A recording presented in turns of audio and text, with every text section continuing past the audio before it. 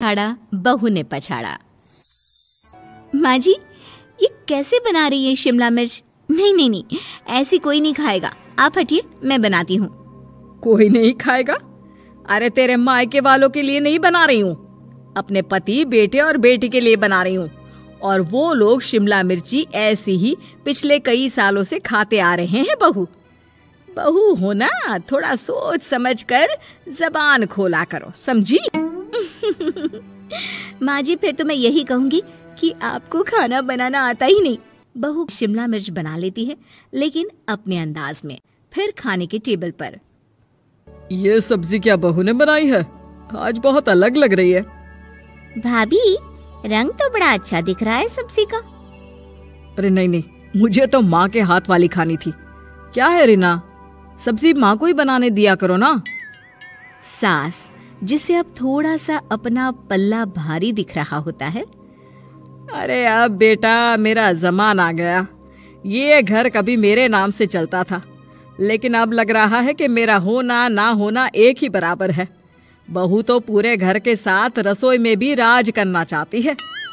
माँ जी, आप ही ने तो कहा था शादी के वक्त कि रानी बनाकर रखेंगी मुझे। तो देखिए, रानी का काम यही होता है ना, राज करना। अरे देख बहू, माना तू राज करना चाहती है, लेकिन भूल मत, पूरी रियासत अभी मेरी है। अरे कैसी बात कर रही हो तुम दोनों? और ये क्या तरीका होता है बहू से बात करने का? बेचारी अभी तो आई है, उसको आजादी भी नहीं दोगी क्या? तो वो इस घर को अपना घर कैसे समझेगी? देखिए पापा, माँ सही कह रही है। घर को अपना घर समझी, इसमें कोई बुरी बात नहीं है। लेकिन सिर्फ अपना और हमें पराया करने की कोशिश करे ना जी ना, ये सोच तो बिल्कुल अच्छी नहीं है। देख, तू छोटी है ना, छोटी की तरह रहा कर, हर बात पर बीच में ना बोला कर। क्यों? वो मेरी बेटी है तो मेरे तरफ से ही बोलेगी ना। माँ जी, ये तरफ क्या होता है? हाँ, वो मेरी बहन नहीं है क्या? मैं मानती हूँ कि आज मैंने सब्जी बना दी, लेकिन थोड़ा खाने में बदलाव करना हम स्त्रियां भी तो जानती हैं और चाहती भी हैं।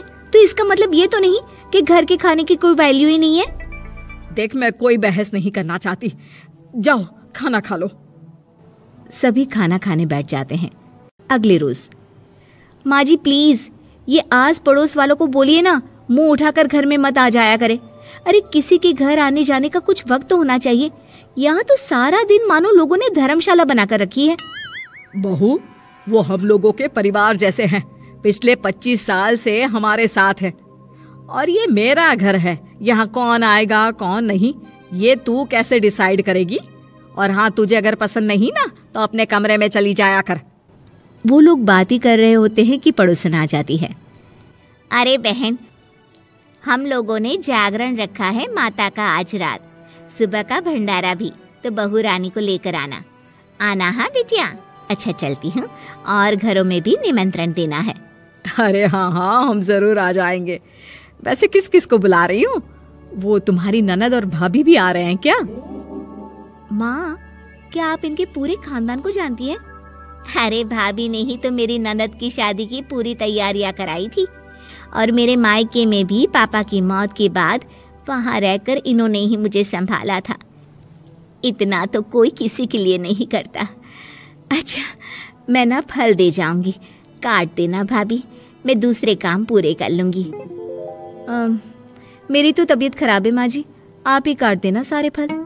मैं रात का खाना भिजवा दूंगी, परेशान ना होना। हाँ? अरे नहीं नहीं, हम लोग बना लेंगे, 4 लोगों का खाना तो बनाना है।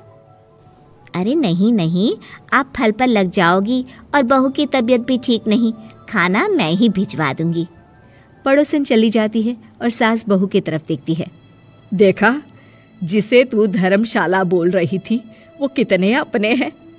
हाँ माँ जी, आप उनका काम कर रही हैं, उनके जागरण का प्रसाद तैयार कर रही हैं, तो वो क्या इतना भी नहीं करेंगे आपके लिए? ओहो, तुझसे बहस क्या करना बहू। तभी बहू की माँ आ जाती है। अरे बहन जी, बेटी से मिलने का मन किया तो बिना बताए ही आ गई, बुरा न मानना। ये मत समझना कि ये मेरा घर नहीं, कोई धर्मशाला है। अच्छा अच्छा, तो ये घर पर आए मेहमानों को घर नहीं, धर्मशाला वाला समझाने वाली आप ही हैं। वैसे आपको खुशी होगी कि आपकी बेटी के संस्कार भी ऐसे ही हैं। अरे माँ, किन बातों को सुन रही हो? आओ अंदर आ जाओ माँ। माँ बेटी के साथ अंदर आती है तो उसे अचार की महक आती है। हाय रे, कितनी अच्छी महक है। क्या बनाया है बहन जी? अचार बनाया है।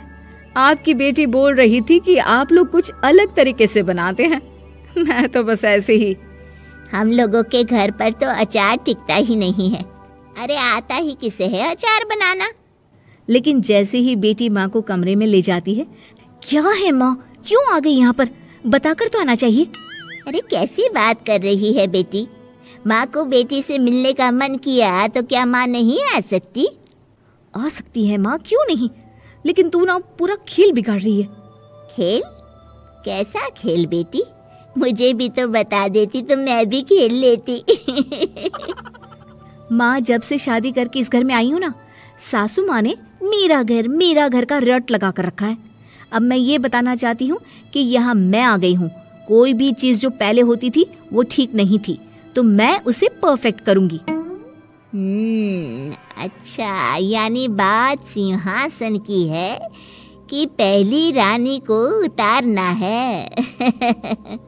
हाँ माँ, तुम्हें जो समझना है समझो, लेकिन बात तो यही है।